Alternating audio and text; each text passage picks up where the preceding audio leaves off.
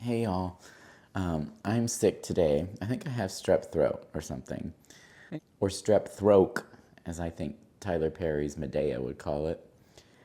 Anyway, so it's been a tough day for me, but what's better when you're not feeling well than seeing a good horror movie in the morning? And that's exactly what I did. Today is Mother's Day, so I checked out the movie Mother's Day from 1980, which was on the Shudder channel. I knew this movie was sort of related to the trauma movies, so it was probably going to be a little crazy, and it was. It's very 80s, kind of like a trash horror movie. But it is Mother's Day, and you kind of have to watch a movie called Mother's Day on Mother's Day. I actually really like the movie Father's Day, the short movie Father's Day from Creepshow. Is it Creepshow or Creepshow 2? Creepshow 1. That's brilliant. And at least that one has something to do with Father's Day. This one has nothing to do with Mother's Day. I don't even know why they called it that. I think it was called something else at some point, and then they knew the release date was coming out sometime in May, and they just on on a whim decided to change it to Mother's Day. I mean, there's a mother in it, and she's crazy, of course. It had nothing to do with the day. No one was celebrating Mother's Day in this movie, but whatever.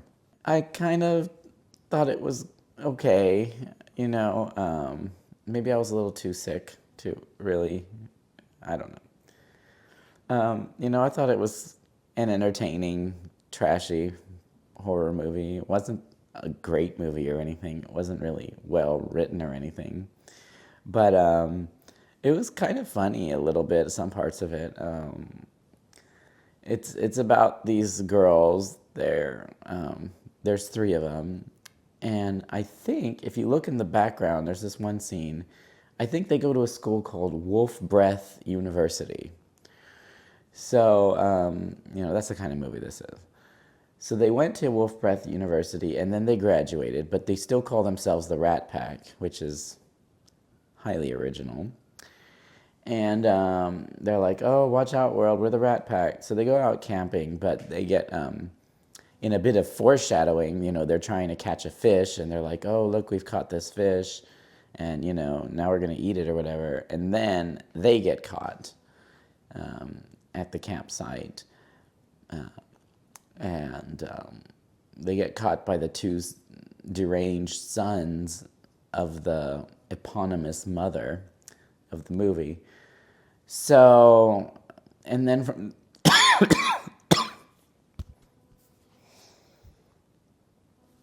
sorry, I'm still sick. Oh my gosh, I need to relax and watch a horror movie or something. Anyway, I can barely talk, but I do this for you. I do this for you to keep you posted on the movies I see. You know, and of course, before they go to the campsite, they get a warning, that old trope at the convenience store. Don't go over there, don't go there. And of course, there's the sign when they go to the camp that says, forbidden, don't enter this area. Maybe this movie originated that, because I think all of those same tropes were once again in the movie I saw Until Dawn at the movie theater the other day, the movie Until Dawn. It's the same old horror trope. But so it looks like, once they get to the house is, a big, ugly mess, like in the woods, looking like a big old Blair Witch house or something. And yeah, I'm sorry, I can barely talk at this point. The thing I liked about this movie was a lot of the details. Like when the two sons are they're getting ready in the morning. One of them just like puts toothpaste with his finger on his teeth, and washes his mouth out with beer, and the other one just sprays himself with like a can of Lysol. So it has kind of like little funny details in it. And at breakfast, you know, there's like donuts and stuff on the table, but they like walk on top of it before they eat it. And one of them eats just like Cheese Whiz, and the other is just like eating out of a bucket, and it's just kind of silly. There's a lot of little things, if you put pause on the movie and just try to pick out little things like the mean mother, she has a little like mitten on her dress that says coffee, tea, or me, that sort of thing. So the movie kind of pokes fun a little bit with that. Yeah, there's also some weird, like, little inconsistencies. There's this one scene at the beginning where the Rat Pack is playing a trick on a guy, and the guy takes off all his clothes, including his socks, but then, like, one split second later, he's running through the place with his socks back on. And I was like, what? How did that happen? And also, like, the main girl, I think her name is Trina, she's, she's running around with this wild hair, but then later in the movie, like, when things are getting like really crazy, somehow her hair is in pigtails. Like she had time, during the trauma of everything that's going on to put pigtails on. So overall, the movie is kind of it's a scary movie. There's tons of fake blood, just like at ridiculous moments too, when things look like they wouldn't even really pierce the body in any real way. But it's just kind of a grindhousey, kind of trashy horror movie, just sort of slopped together. But it's a little fun, and a little entertaining, and yeah, I think it's a solid '80s movie.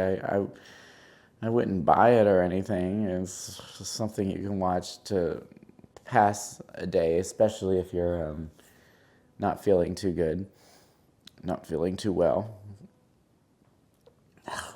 But yeah, this one I wouldn't really recommend it unless you're feeling really, really sick and you can't possibly feel even sicker or something like that, because this movie is ridiculous. Anyway, go check out Mother's Day, or don't. It's Mother's Day, so I wouldn't. I only saw it for that idea of Mother's Day, but if you want to see it, go ahead. I can't stop you.